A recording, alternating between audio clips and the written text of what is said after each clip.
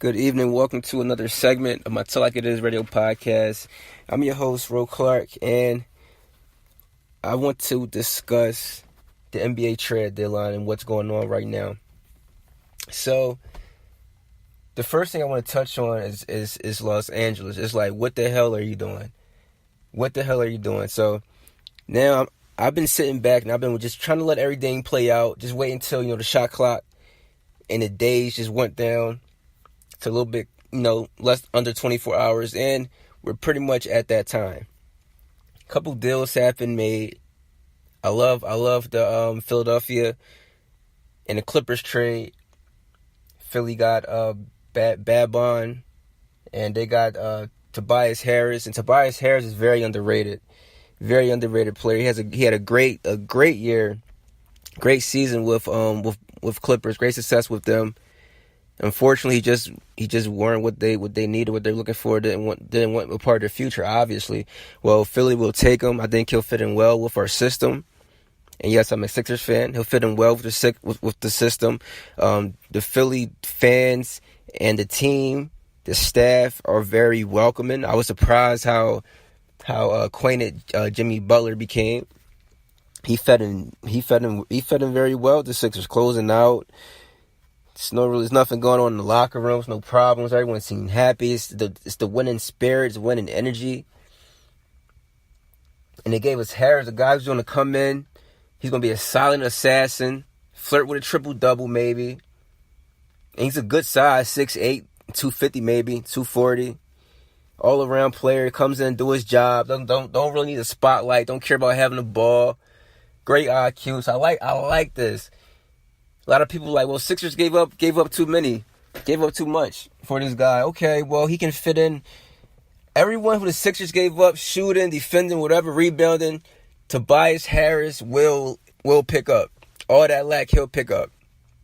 And you heard it here first. You heard it in my mouth. It's a great pickup. Now, the Sixers are looking like something. Because I've been saying, and everyone else we've been saying, Sixers are still missing that one piece, still missing something. And Tobias Harris, if he isn't that piece, he's half of the piece.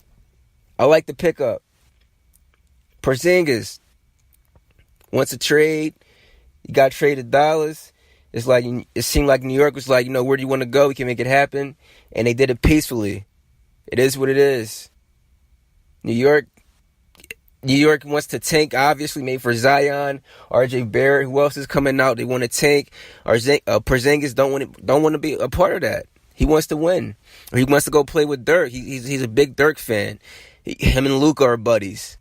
A lot of overseas players, they play basketball at a very young age, became pros at a very young age, so they don't have to go to college. They can just put their names into the NBA draft after playing pro for 4 or 6 years. Some play since 12, some play since 14. You do the math. So they already had that friendship established before, coming to the pros or coming to America and playing in the NBA. They already have agents and everybody's been working since they were 12, setting stuff up. They have this friendship. Now let's talk about the Lakers. Like I was saying, what the hell are you guys doing? Earvin Magic, what the hell are you doing? Jeannie Buss, what the hell are you doing? Whole front office, whole personnel, whole staff, what the hell are you guys doing? The first offer was so damn disrespectful. They start off by, I'm not taking no calls from the Lakers. We don't want to trade him to the Lakers. We don't want to keep him in the West, maybe. And then it goes, we're going to stop being petty. Let me pick my phone up and see what they have to offer. Here's their chance. Lakers were listening. What's up? And then they put on the table this BS deal. It's like they got too cocky. It's like Magic was like, all right, yeah, it's cool. They're ignoring us. It's cool, but they'll open the door up. They hear us knocking. And then they did, and you fell. You sucked. The offer sucked. You fell. And you are at a point right now where desperate times call for desperate measures. You missed out on Paul George. Paul George been saying he wanted to play in L.A. I believe he grew up in L.A., whatever. You let OKC resign. I don't even think you reached out to Paul George. Kawhi wanted to come to LA. Flirted with the Clippers for a little bit. Flirted with New York. Wanted him to go to Philly. A surprise, he even signed with the Toronto Raptors. You let him slip away. But then again, he didn't want to be involved in that LeBron drama.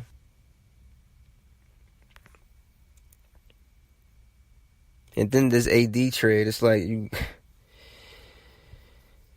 if AD is not in the Lakers uniform by Thursday, 3:00 p.m. No, I'm sorry, Thursday, 2:59 p.m.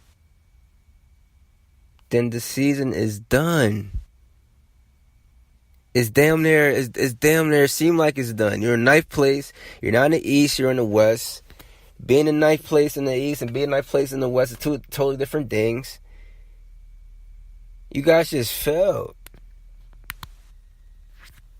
You have to land AD. You have to give them whoever. And a lot of people are like, well, who the hell does Lonzo Ball think he is by saying he wants to play in New York?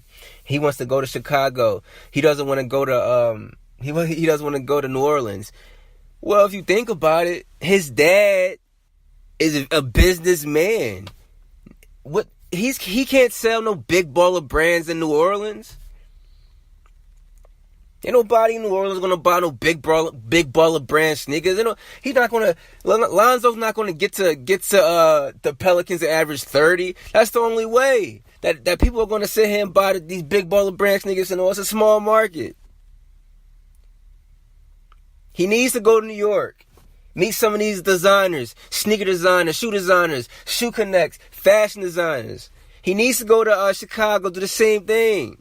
Maybe I run into Kanye West or something. I don't know. Vera Wayne. She's in New York. Stuff like that. So it's not. It's business. It's business. Some of these athletes, believe it or not, I mean, yeah, they made $1 million. Some make under $1 million. But that's why they're branching off doing other stuff. Some want surplus amount of money. Others just really need the extra. They need the business side of things because the NBA contract isn't really affording their lifestyle right now completely. People walking around with hundreds of millions. Some people walking around with just hit 1.2 million after being in the league for maybe like 3 years. So it's different.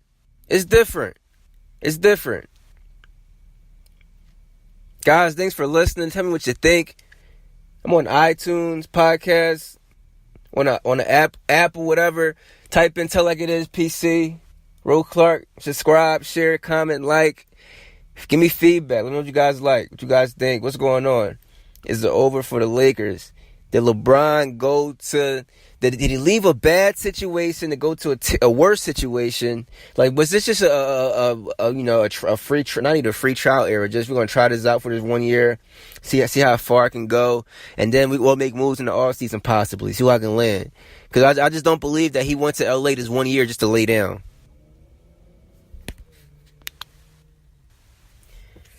Last but not least, like I've been saying. Trade Kyrie. I've been saying trade Kyrie Irving since last year. You know why? Once he went to the Celtics, he made that big whole, I want to leave the Cavs. I can run my own team. Okay, prove it. Let's see to Boston. Gets to Boston, doing his thing. 24 points, 7 assists, 5 rebounds. Boston 55 and 27. Everything good. Looking good every night, right? No excuses. Okay, Kyrie, maybe he can do this. Cavs are like in third place. They're struggling, trading half of their team, trying to figure it out because they wasn't expecting Kyrie to leave. And then, hey, Danny, let me call Danny. Yo, Danny, my knees, man, I'm kind of stiff, man. I don't know. I need to sit out the rest of the year, man. I don't know. I can't do this right now, man. And then Gordon Hayward went down the first. He went down. The whole game plan was, it was going to be me, Hayward, Tatum, and everybody else. But now I got Hayward now, so it's just me and these young guys, Danny. My knee's a little stiff, man. I don't know. I can't do it. And then I look at it like I look at it like, brother, you didn't want to face LeBron in the playoffs. You didn't want to leave the Cavs. No, shut up. Listen. Everybody talking trash. They're like, what? Listen. You didn't want to leave Cleveland. Go to Boston and then lose to LeBron in the playoffs. That's what you feared. That's what you feared. You didn't have Hayward no more. Hayward was out. And my reason I was saying trade Kyrie, for one, he didn't ask to be there. And that's going to be my first and my last statement, so pay attention. For one, he didn't ask to be in Boston. For two, I didn't like the way he went out the first season in Boston. I didn't like the way he went out. For three, he said that he was going to re-sign with Boston. He's here. He'd be a Celtic forever. Now, Kyrie, are you going to re-sign with the Celtics? Ask me July 1st. Fourth, right? Fourth, he didn't ask to be in Boston. Now, oh, come on, man. Come on now. Then you text LeBron, I apologize. I didn't know how hard it was. I was being a hard-headed kid. I thought I could do this. I can't do this. He reached out to LeBron. Seemed like he wants to play with LeBron. Trade this kid. You know why? Terry Rozier looked good. Jason Tatum looked good. Jaylen Brown looked good. Hayward's having a hard time trying to figure it out. It's too much going on. Get some more pieces. You got the picks. And if AD doesn't go to the Lakers by Thursday, then hell. You got the picks. You got the talent. Somebody got to go. But I would definitely trade Kyrie right now. Like I said, Terry, they all look good last year. Right now, these young guys are lost. These young boys are lost. They are lost. They're getting less minutes, not getting as many touches. They were having fun when Kyrie wasn't there. Not saying they weren't when he first got there, but listen, these kids, man, I'm telling you.